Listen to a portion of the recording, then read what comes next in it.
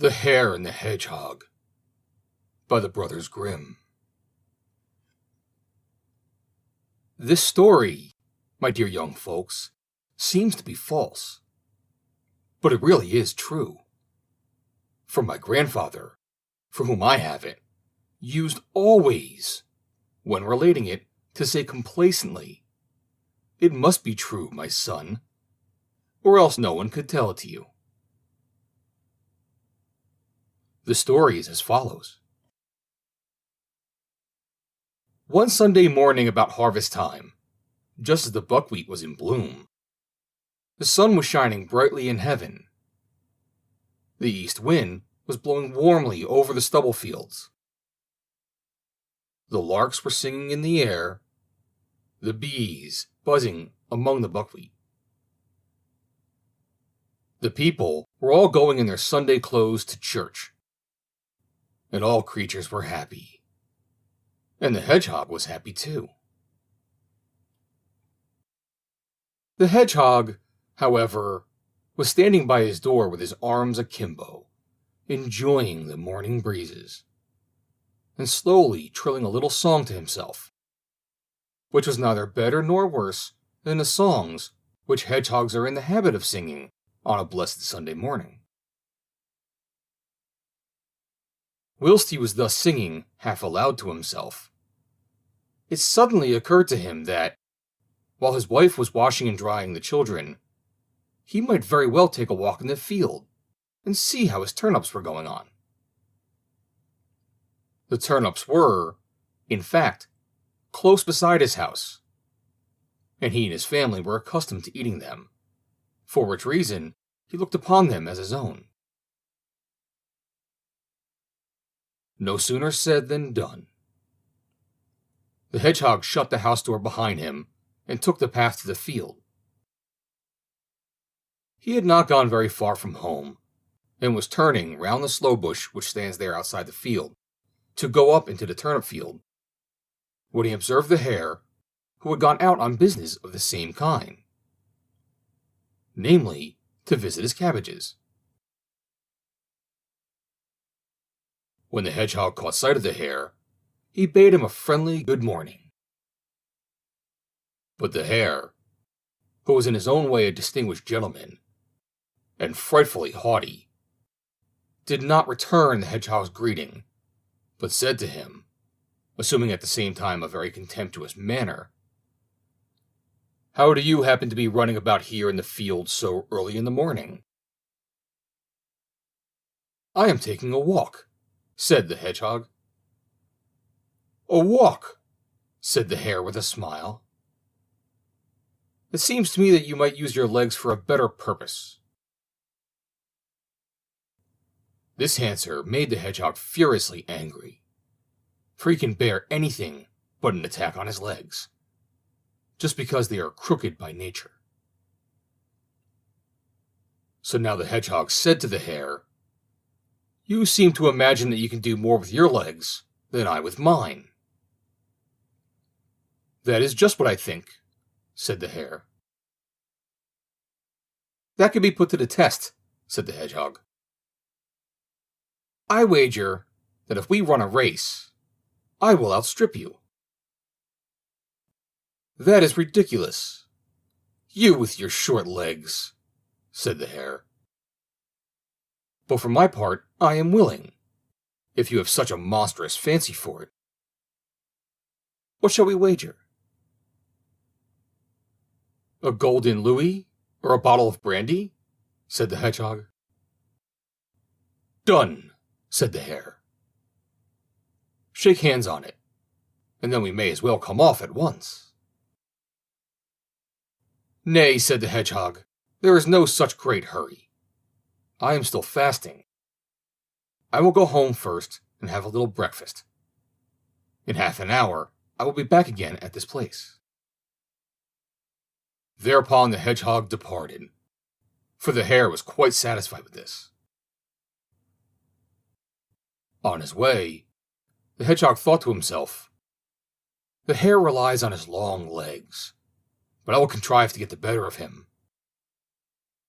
He may be a great man, but he's a very silly fellow. He shall pay for what he has said." So when the hedgehog reached home, he said to his wife, "Wife, dress thyself quickly.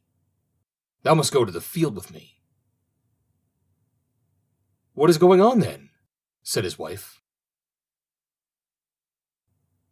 "I have made a wager with the hare for a gold louis or a bottle of brandy. I am to run a race with him, and thou must be present." "Good heavens, husband," the wife now cried. "Art thou not right in thy mind? Hast thou completely lost thy wits? What can make thee want to run a race with the hare?" "Hold thy tongue, woman," said the hedgehog. "This is my affair. Don't begin to discuss things which are matters for men. Be off. Dress thyself, and come with me." What could the hedgehog's wife do? She was forced to obey him, whether she liked it or not. So when they had set out on their way together, the hedgehog said to his wife, "Now pay attention to what I am going to say. Look you, I will make the long field our racecourse. The hare shall run in one furrow, and I in another, and we will begin to run from the top. Now all thou hast to do is place thyself below in the furrow. When the hare arrives at the end of the furrow, on the other side of thee, thou must cry out to him, 'I am here already.'" Then they reached the field, and the hedgehog showed his wife her place, and then walked up the field. When he reached the top, the hare was already there. "Shall we start?"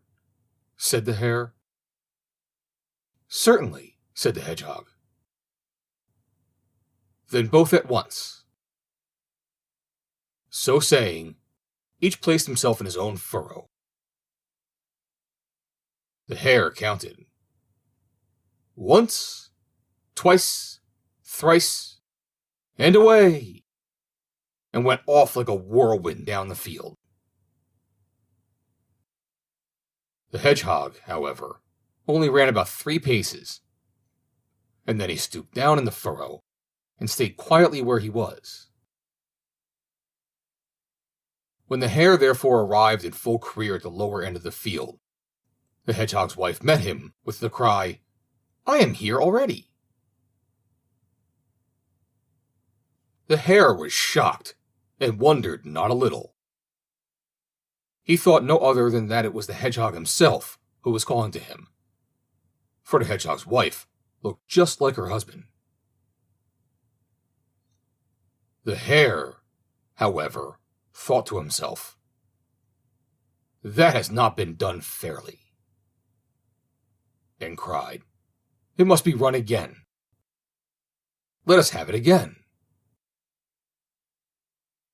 And once more he went off like the wind in a storm, so that he seemed to fly. But the hedgehog's wife stayed quietly in her place. So when the hare reached the top of the field, the hedgehog himself cried out to him, "I am here already." The hare, however, quite beside himself with anger, cried, "It must be run again. We must have it again." "All right," answered the hedgehog. "For my part, we'll run as often as you choose." So the hare ran 73 times more, and the hedgehog always held out against him. And every time the hare reached either the top or the bottom, either the hedgehog or his wife said, "I am here already." At the 74th time, however, the hare could no longer reach the end. In the middle of the field, he fell to the ground. Blood streamed out of his mouth, and he lay dead on the spot. But the hedgehog took the louis on which he had won and a bottle of brandy, called his wife out of the furrow, and both went home together in great delight. And if they are not dead, they are living there still. This is how it happened that the Hedgehog made the Hare run races with him on the Buxtunder Heath, till he died. And since that time, no Hare has ever had any fancy for running races with a Buxtunder Hedgehog. The moral of this story, however, is, firstly, that no one, however great he may be, should permit himself to jest at anyone beneath him, even if he be only a hedgehog. And secondly, it teaches that when a man marries, he should take a wife in his own position, who looks just as he himself looks. So whosoever is a hedgehog, let him see to it that his wife is a hedgehog also, and so forth. The end. Read by Joe DeNoia, Somerset, New Jersey, July 19th, 2020.